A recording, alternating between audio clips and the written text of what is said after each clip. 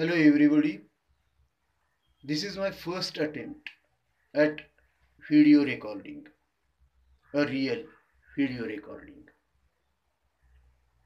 I do not have either a blackboard or a chalk or duster, neither classroom,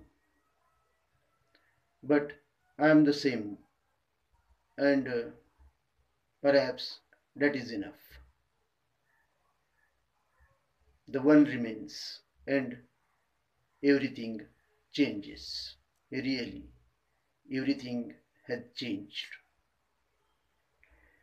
Okay, let it be as it is. Let us begin with your history syllabus.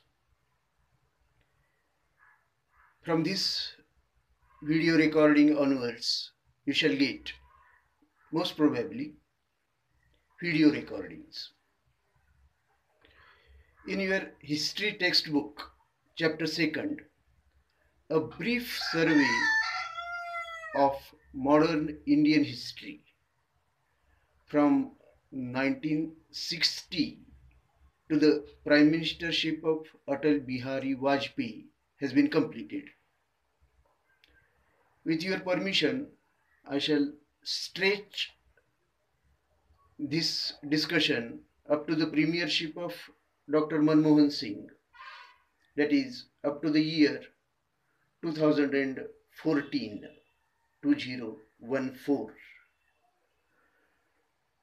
That may be the year when you were born. After that, I think you are competent enough to do it yourselves on your own. Let us see. In this textbook, this survey is completed decade-wise, that is 1960s, 1970s, 1980s and 1990s. 10 years for each segment of history. One paragraph or two paragraphs are given for the discussion of every 10 years. So the first point covers the history from 1960 to 1970 or 1969 to be precise. During this period, 3 prime ministers served India: Pandit Jawaharlal Nehru, Lal Bahadur Shastri and Mrs. Indira Gandhi. Of course, if we do not include the name of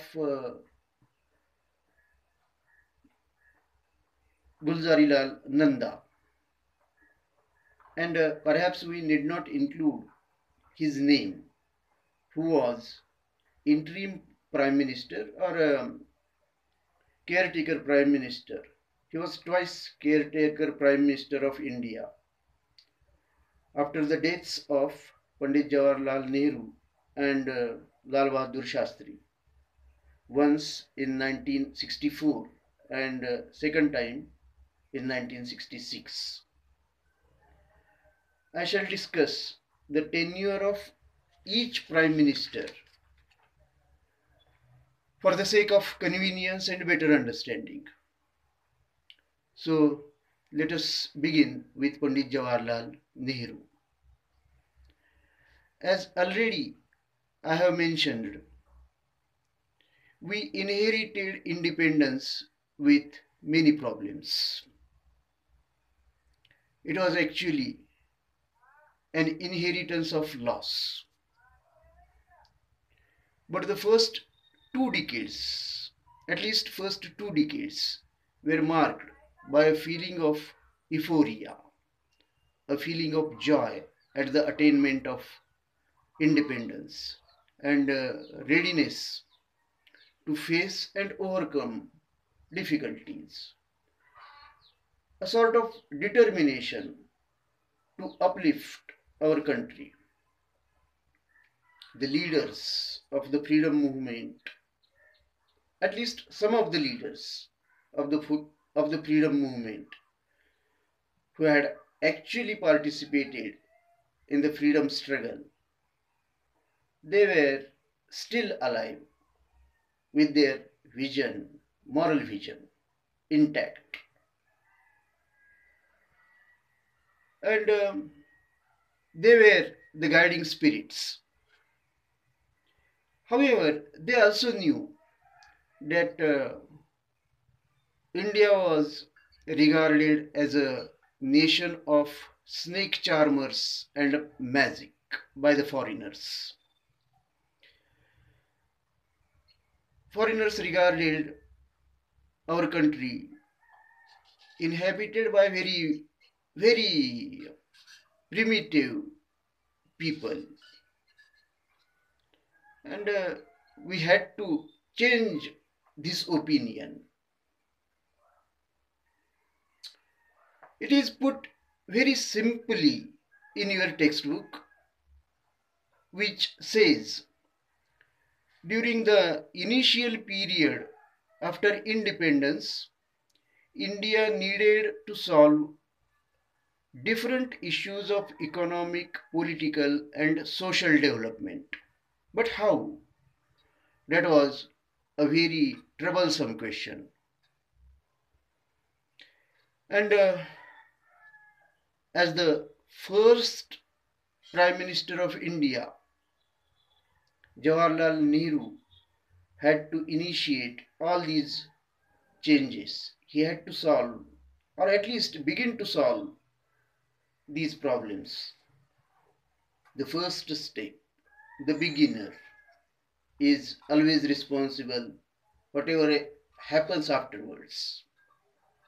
The first one is always blamed, most often always blamed if anything goes wrong, and not appreciated if something gets successful. Nehru had no choice. He had to initiate the changes. After independence in 1947, India was among the poorest countries in the world. 2 centuries of plunder and exploitation by the British had left a country of over 300 million people in utter poverty, penniless. India's entire infrastructure and its economy, its bureaucracy, everything was designed and built solely to serve the British Empire and British industry, British monarchy. India had it had been drained of its resources and manpower so that Britain could win war in the European continent. The Bengal famine would kill 3 million Indians in World War II because Churchill, the then Prime Minister of Britain, he did not wish to waste grain on his Indian subjects when British people, Englishmen, they had to be fed. And as a final parting gift in 1947, they had co engineered the partition, leading to around 14 million refugees and mass killings all over the subcontinent of India. Half the population of India now lived below poverty line, and over 80% of people were illiterate. What is the literacy figure today? Do you know it? today we have achieved, at least on paper, we have achieved 100% literacy. But of course, you know the reality.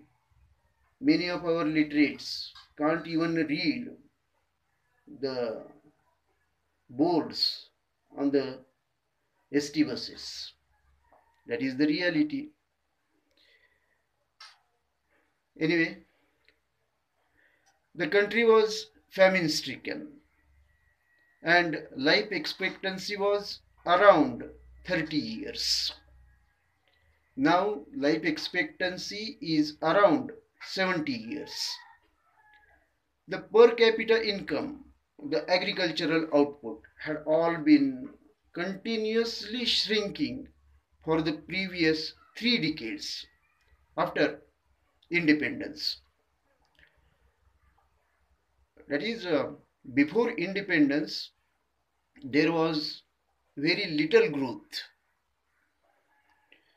There was every possibility that India would end up just another case of basket case. That is, after independence, India would become a bankrupt country, unable to cope up with its independence. But as the world watched and realized afterwards, they thought that India would fail, but its opposite happened. India succeeded. When the 1950s rolled by and consecutive, successive 5-year plans were drawn up and executed, it came to the world's attention that India was doing remarkably well. For over 40 years, between 1900 and 1947, India had registered almost 0% economic growth. But after the independence and implementation of 5-year plans, India saw the economy grow to 4% annually until 1962, putting it ahead of China, Japan, and the UK, United Kingdom. That is, in terms of growth rate, India registered 4% economic growth rate after the implementation of 5-year plans. And who was responsible for this tremendous change? Of course, the whole nation worked.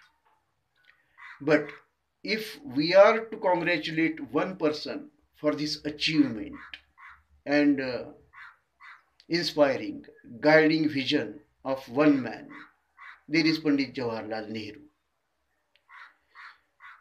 American political scientist was quite clear when he said, whatever progress has been achieved is primarily due to the efforts of the Prime Minister. Indeed, he is the heart and soul and mind of India's heroic struggle to raise the living standards of its 390 million people. Of course, the Prime Minister referred to in this quotation is Jawaharlal Nehru.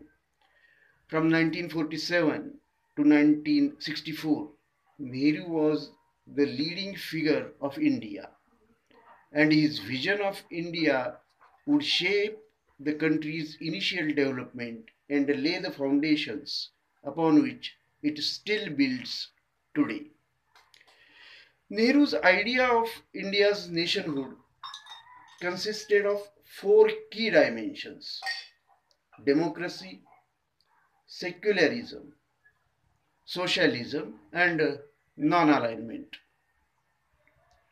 After independence, overnight India had become the largest democracy in the world.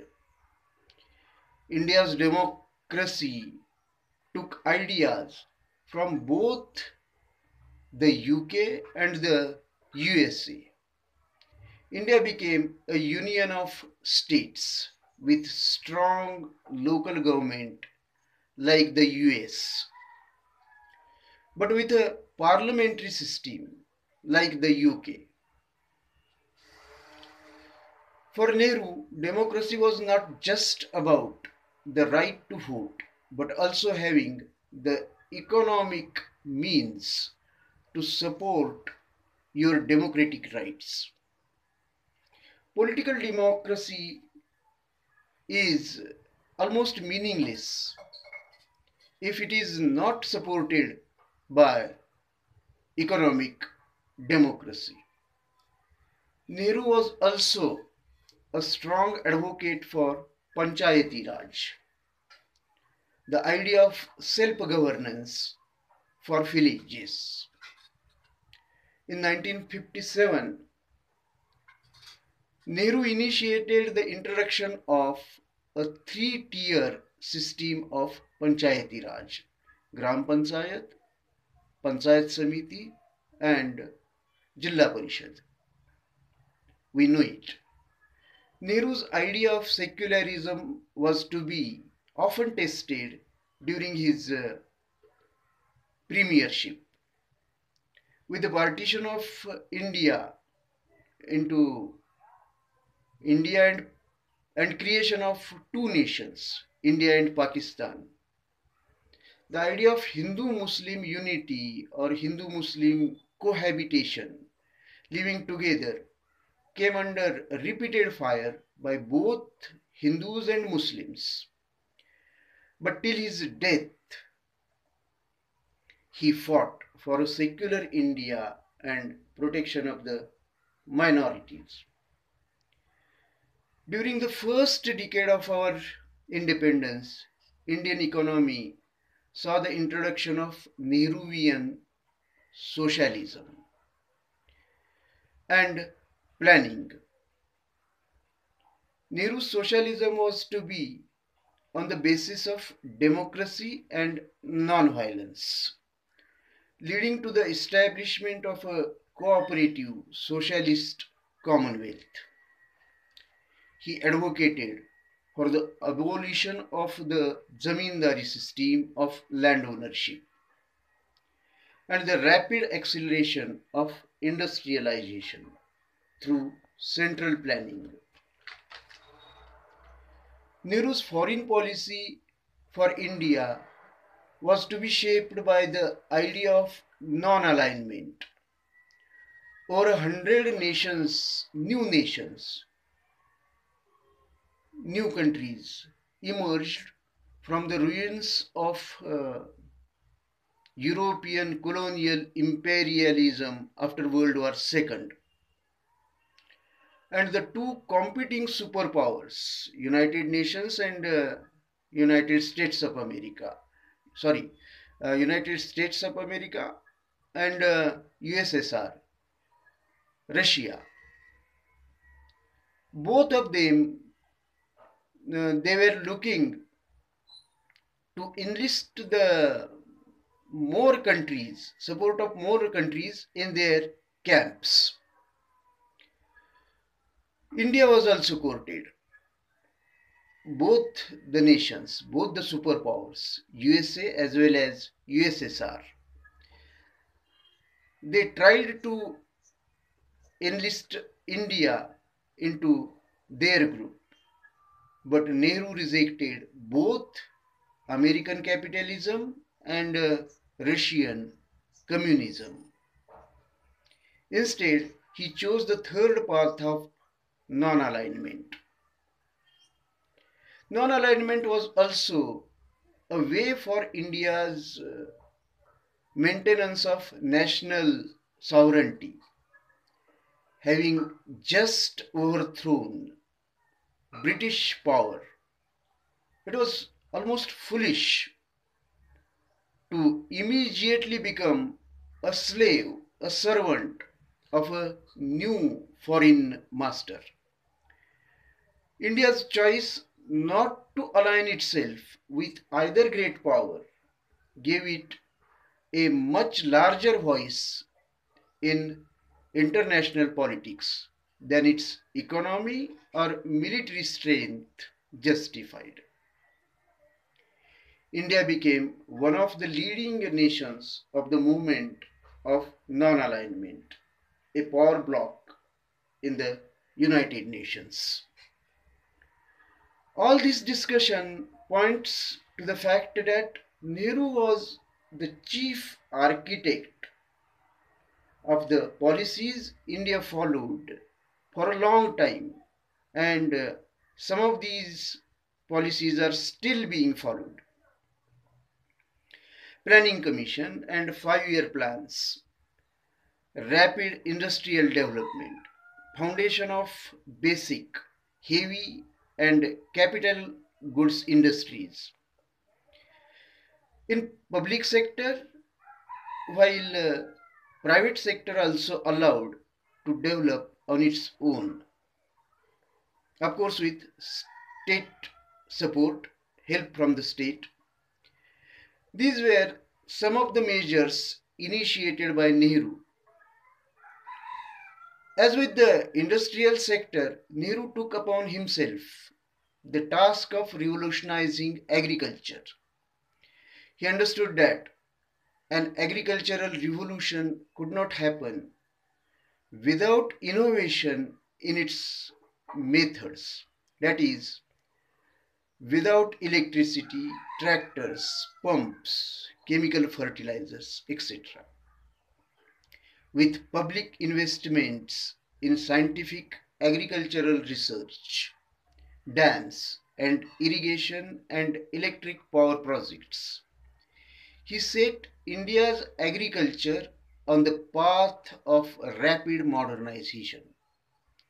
This resulted in the 3% agricultural growth, annual growth of 3% from 1951 to 1965. Even the Green Revolution, which for the first time in decades gave India a food surplus, would not have been possible without the groundwork laid by Nehru. And lastly, there was the knowledge sector. The British had deliberately left India as an intellectually barren country, a wasteland, depriving its population of any opportunity to develop scientific or any creative thought. And Nehru was fully aware how India was backward in this section in 1947. As with agriculture and industry, it was important that India would develop its own institutions for scientific education and research, or forever become dependent on the advanced world for intellectual development. Nehru himself was educated at, at Trinity College in Cambridge.